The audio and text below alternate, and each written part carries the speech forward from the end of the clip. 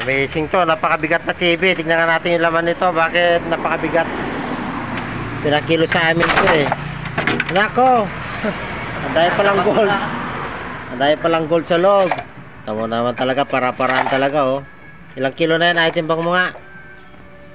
Tataka kami, ba't kabigat na TV to? Lit-lit eh. Ilang kilo na yan?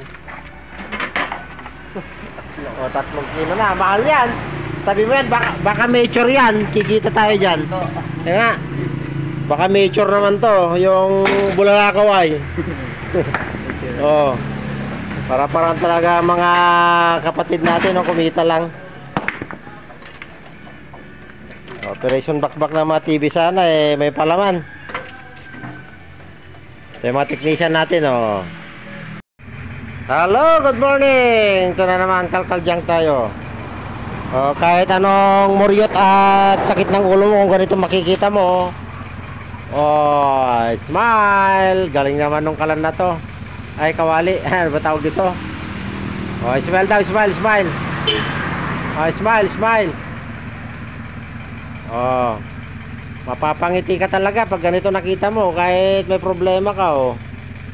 I-restore ko nga to, papipinturan ko, tapos ilagay ko sa gilid.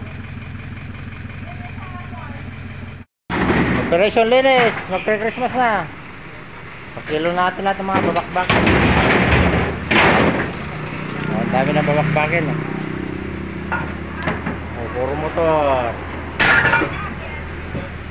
Ipon ng 20 years. Timbang na natin lahat. Timbang na natin lahat. Kita mambit aja peng, jaya ko dyan. Bakbakin, timbang, bakbakin. Tabla rin pero Oh, santambak na motor. Kilo na lahat.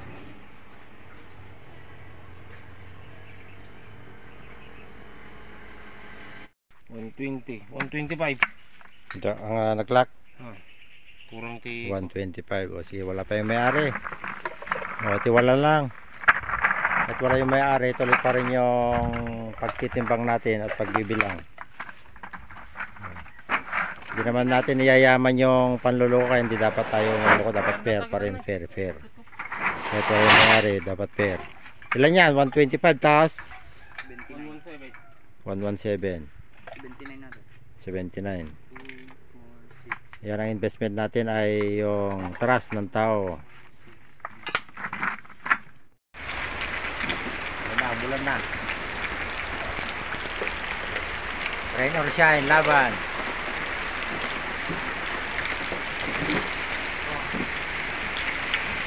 Blessing sa mga farmers na tulad ko.